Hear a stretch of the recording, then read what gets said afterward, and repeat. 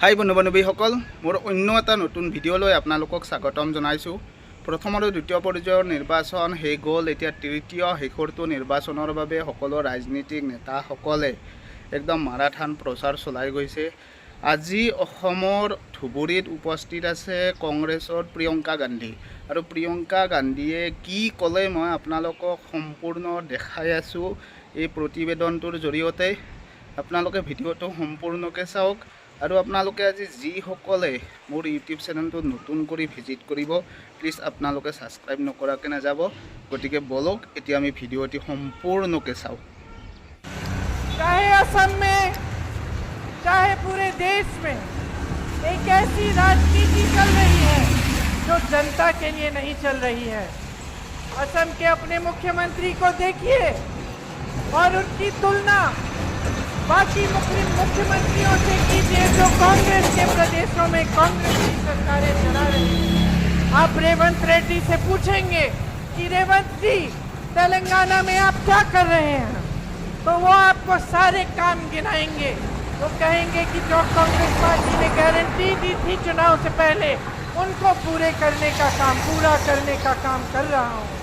अगर आप आज कर्नाटका के सीएम से पूछेंगे कि आप क्या कर रहे हैं, तो कर्नाटका के सीएम आपको बताएंगे कि जो कांग्रेस ने गारंटी चुनाव से पहले दी उनको पूरा करने का काम कर रहे हैं। इसी तरह से जहाँ जहाँ कांग्रेस की सरकार है, आप वहाँ के सीएम्स को देखिए और आपको पता चलेगा कि सेवा के लिए समर्पित है। लेकिन यहाँ असम में माफियाओं का राज चल रहा है। भू माफिया, सुपारी माफिया, बालू माफिया, कोयले का माफिया, हर तरफ देखे तो वसूली और माफिया चल रही है। यहाँ पे सरकार जितने स्कैम करती है, चाहे वो किसान का संपदा स्कैम हो या पीपीई किट पे स्कैम हो या फ्लाईओवर का स्कैम हो, चाहे गाय की तस्करी जो खुलेआम हो रही है और कोई रोक नहीं रहा है, ये सारी चीजें चल रही हैं आपके प्रदेश में, लेकिन विकास का काम नहीं हो रहा है। आपका काम नहीं हो रहा है। यहाँ के सीएम के खिलाफ बड़े बड़े आरोप थे जब वो कांग्रेस पार्टी में थे, तब उनके खिलाफ एक बड़ा आरोप था। जैसे ही वो बीजेपी में शामिल हुए, वो सारे आरोप गायब हो गए।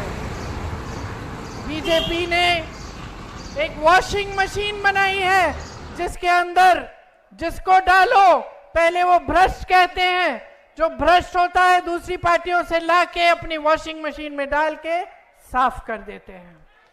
तो ये सबसे पहले इन्होंने आपके ही सीएम के साथ किया और ये मिसाल बन गया पूरे देश के लिए कि एक तरफ ये कहते हैं कि भ्रष्टाचार हो रहा है और दूसरी तरफ जो भ्रष्ट है उसको अपनी पार्टी में ले लेते हैं और सारे आरोप सारे के सब थम जाते हैं, ठंडे बस्ते में डाले जाते हैं। यहाँ पे जो सरकार है उसका ध्यान आप पे नहीं है, अपने बिजनेस पे है। कहाँ से बिजनेस होगा, कहाँ से कमाई आएगी, कहाँ पे कौन सी माफिया चल रही है, उसके साथ साठगांठ करना, यही इस सरकार का काम हो गया है। लेकिन इस बीच आप मुझे बताइए मेरे भाइयों, आपकी कितनी बड़ी बड़ी समस्याएं हैं। आज आप सब यहाँ पे बैठे हैं, मेरे नौजवान साथी यहाँ पे हैं। बताइए कितनों के पास रोजगार है, ऐसे हाथ उठा के बताइए। रोजगार मिला है? नहीं मिला है। किसी को एक जने को तो मिला होगा, किसी को रोजगार नहीं मिला। बहने किसी को रोजगार नहीं मिला है क्योंकि सरकार का पूरा ध्यान अपने स्वार्थ पे है। मंत्रियों का, सीएम का, सबका अपने ही स्वार्थ पे है। हम कैसे कमाएंगे, जनता कैसे कमाएगी, जनता के क्या संघर्ष हैं, कोई इन पर ध्यान नहीं दे रहा है। आज बेरोजगारी इतनी ज्यादा बढ़ गई है, 45 सालों में सबसे ज्यादा बेरोजगारी आज हमारे देश में है। आपको मालूम है 70 करोड़ लोग बेरोजगार हैं। 70 करोड़, 30 लाख खाली पद पड़े हैं। 30 लाख खाली पद केंद्र सरकार में पड़े हुए हैं, इतने सालों से उनको भरा नहीं गया है। जिससे बात करो वो बेरोजगार है। आप सबने मेहनत से पढ़ाया लिखाया, बहुत मेहनत की। कोई खेती करता है, कोई मजदूरी करता है, कोई जॉब करता है, किसी के पास छोटी दुकान है। आप सब क्या चाहते हैं अपने बच्चों के लिए? आप उनको बड़ा बड़ा करके उनके भविष्य को बनाना चाहते हैं, है कि नहीं? पढ़ाते लिखाते किस लिए हैं? पूरी हिम्मत डालते हैं आप कमाई में, ताकि बच्चे बड़े होकर अपनी लाइफ बना पाए, अपनी जिंदगी बना पाए और उनका भविष्य अच्छा हो। लेकिन आज चाहे जितना भी काम आप करें, चाहे परिवार में आप काम कर रहे हैं, महिलाएं चाय के बगान में काम कर रही हैं, पुरुष मजदूरी कर रहे हैं, किसी का कहीं पे जॉब लगा हुआ है, फिर भी कमाई पूरी नहीं हो रही है। ये सच है कि नहीं? फिर भी जब आपको दुकान जाना पड़ता है कुछ खरीदने के लिए तो घबराहट होती है।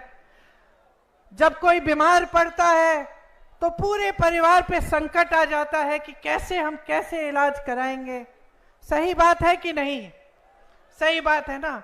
कुछ टूट जाता है घर में, बारिश आती है, पानी आ रहा है, उसको ठीक करना है, आप कहते हैं कोई बात नहीं, बाद में कर लेंगे, अभी पैसे नहीं है। बच्चों की फीस भरनी पड़ती है, बच्चों के लिए वर्दी खरीदनी पड़ती है, मुश्किलें भरी पड़ी हैं। मिट्टी का तेल, सब्जी, पेट्रोल, डीजल सब महंगा हो गया है। जो खेती करता है वो खेती में कमा नहीं पा रहा है। एमएसपी तो मिलती ही नहीं है आपको। और खेती में जितने भी सामान आप इस्तेमाल कर रहे हो आज, सब पे जीएसटी लगा लगा के उनको महंगा कर दिया है। बाढ़ आती है, बारिश आती है, बाढ़ में आपको कोई मदद नहीं मिलती, आपकी जमीनें चली जाती हैं पानी के नीचे, मुआवजा नहीं मिलता है समय पे, कोई पूछने वाला नहीं है। ना आपकी असम की भाजपा की सरकार पूछ रही है और ना मोदी जी की केंद्र की सरकार। आपके यहाँ भाजपा के कार्यकर्ता आते हैं, कहते हैं फॉर्म भरो, मेरी बहनों को कहते हैं फॉर्म भरो, नहीं तो वोट दो, नहीं तो 1200 रुपए नहीं मिलेंगे, कहते हैं ना। आए हैं ना फॉर्म भरने? आप अगली बार आएंगे ना आपके घर तो आप उनसे पूछिए 1200 रुपए से आज क्या मिलता है? एक सिलेंडर भी नहीं मिलता है, समझे आप? आपको 1200 रुपए देने की बात कर रहे हैं। आज आपको 1200 रुपए में उन्होंने ये स्थिति बना दी है आपकी कि आपको एक सिलेंडर नहीं मिलेगा, कुछ नहीं खरीद पाओगे उस 1200 रुपए में। फिर भी आपके घर आके आपको धमकाते हैं, कहते हैं वोट दो, फॉर्म भरो, नहीं तो 1200 रुपए नहीं मिलेंगे। आपको मालूम है कि कांग्रेस पार्टी की गारंटी है, कांग्रेस पार्टी की गारंटी है कि मेरी बहनें, जो परिवार में सबसे बड़ी महिला है, उसको 8,500 रुपए हर महीने, साल में 1 लाख रुपए आपको मिलेंगे। क्योंकि बोझ आप उठाती हो। मैं महिला हूं, मैं समझती हूं। महिला चाहे बड़े घर की हो, चाहे छोटी घर की हो, चाहे गरीब हो, चाहे बहुत रईस हो, महिला हमेशा समाज का बोझ भी उठाती है और समाज की परवरिश भी करती है। नई पीढ़ी को तैयार करने वाली मेरी बहन मेरी महिला है, सबसे ज्यादा मेहनत करने वाली महिला है। काम पे जाती है, खेती में जाती है, नौकरी करती है, मजदूरी करती है, तो घर आकर बच्चों को देखती है, घर आकर खाना पकाती है, घर आकर सबकी देखभाल करती है। जब तक आप सब सो जाते नहीं हो, जब तक पूरा परिवार चैन से नहीं सोता, तब तक मेरी बहनें नहीं सोती हैं। और इस सरकार में उनके लिए कुछ नहीं है, सिर्फ ऊपरी बातें। मोदी जी कहते हैं हमने महिलाओं के लिए आरक्षण कर दिए। कौन से आरक्षण? 10 सालों के लिए वो आरक्षण सच्चाई ही नहीं होंगे, लेकिन उन्होंने हर जगह इवेंट बनाए, बड़े बड़े मंचों पर गए, उनको माला पहनाया गया, कहा गया कि महिलाओं के लिए वो कर रहे हैं।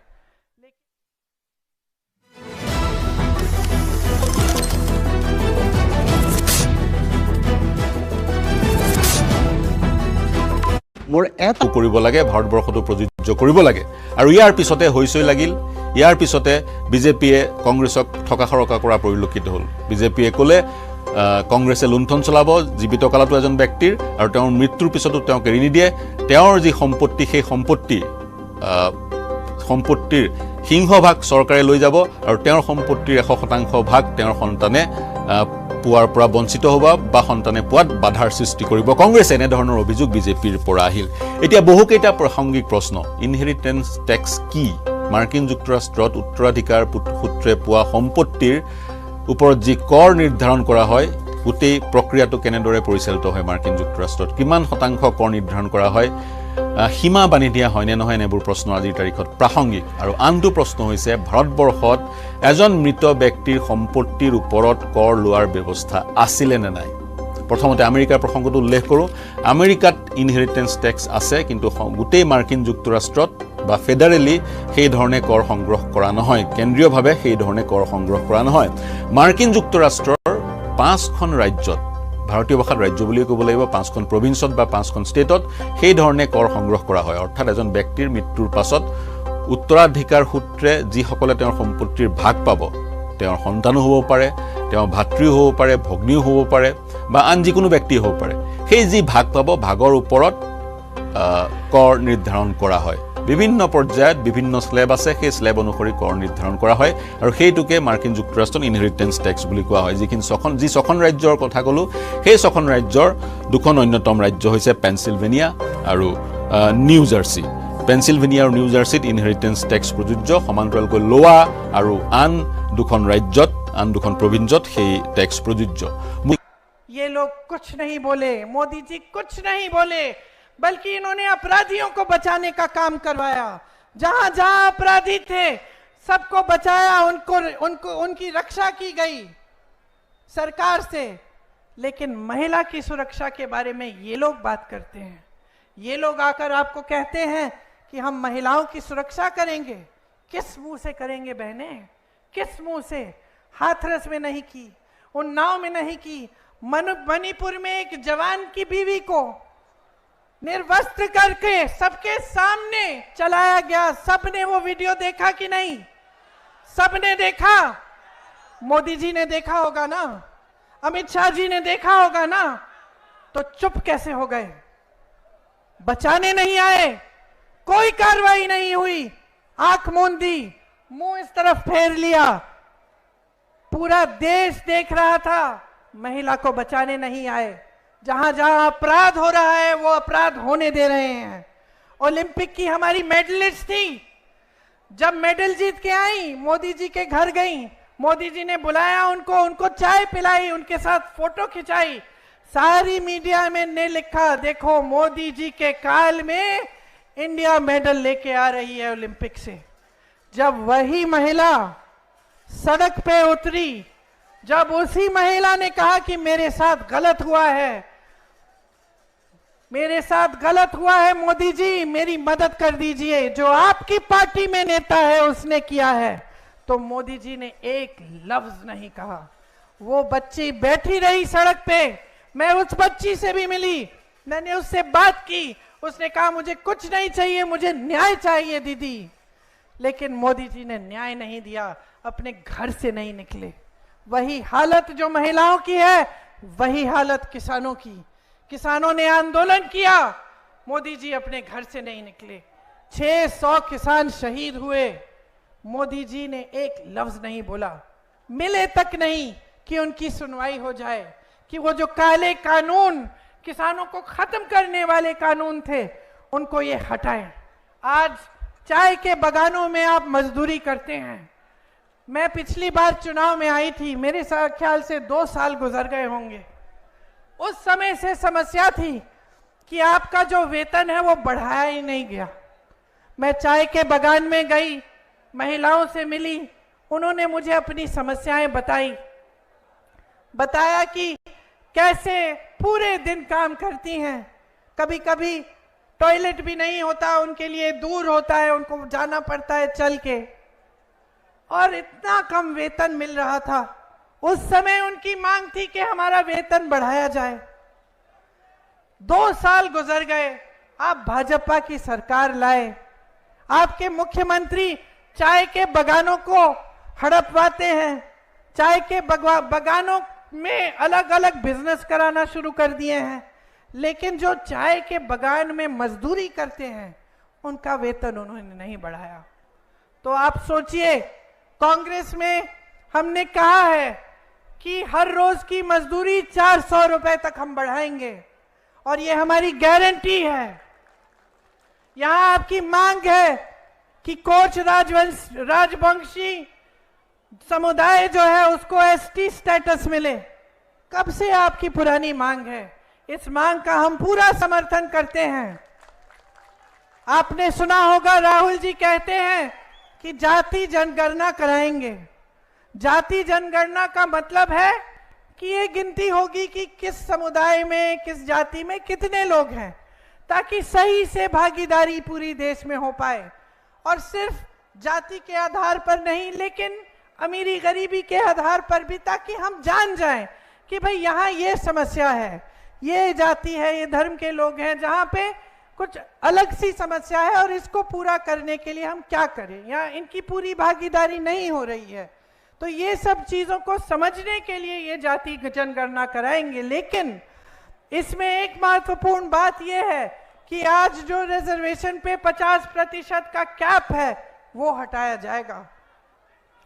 इसीलिए जो कांग्रेस पार्टी की नीतियां हैं उनको आपको अच्छी तरह से समझने की जरूरत है। देखिए, जहां जहां हमारी सरकारें चल रही हैं वहां आपकी भलाई के लिए चल रही हैं।